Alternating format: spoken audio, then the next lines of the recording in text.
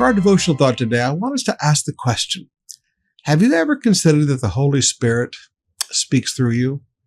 And you know what? You may not even realize he's doing it because it's not always a goosebumpy event. Now, I want you to think with me. A few days ago, we read in Mark chapter 12, verses 35 and 36. Later on, as Jesus was teaching the people in the temple, he asked, why do the teachers of the law claim that the Messiah is the son of David? For David himself, speaking under the inspiration of the Holy Spirit, King David, speaking under the inspiration of the Holy Spirit, said, the Lord said to my Lord, sit in the place of honor at my right hand until I humble your enemies beneath your feet. So the Holy Spirit spoke through David, inspired him with words that were prophecies of the Messiah to come. But now look in our text today in Mark 13. Jesus says, but when these things begin to happen, watch out. You will be handed over to local councils and beaten in synagogues, and you will stand trial before governors and kings because you are my followers. But this will be your opportunity to tell them about me. Now, one of the beautiful truths you have to understand is as painful as persecution is, persecution focuses attention upon us, and we can use that focused attention to share the gospel. For good news must first be preached to all the nations. But when you are arrested and stand trial, don't worry in advance about what you are to say. Just say that God tells you at that time, for it is not you who will be speaking, but the Holy Spirit.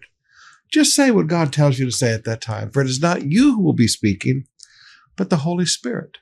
Now, beloved, I'm a Pentecostal, all right? I'm a person who believes in the power and the moving of the Holy Spirit. But I'm not weird. You see, I really believe that a lot of the gifts of the Spirit flow through us every day of our life. The word of wisdom, the word of knowledge, tongues, interpretation. I believe all these things happen to us, not just in a church service like a Pentecostal circus, but in our everyday lives. God gives us a word of wisdom. God gives us a word of knowledge. God speaks through us. That would be a prophecy. And we don't even realize what we're saying. See, the Holy Spirit uses us. But as Christians, we're always looking for that goosebump experience.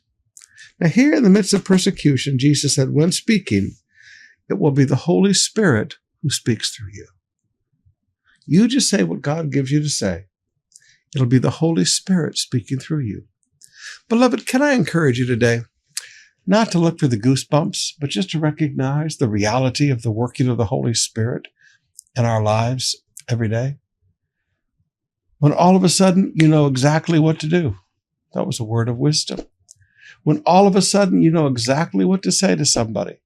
When all of a sudden you just know something that you shouldn't know. That's a word of knowledge.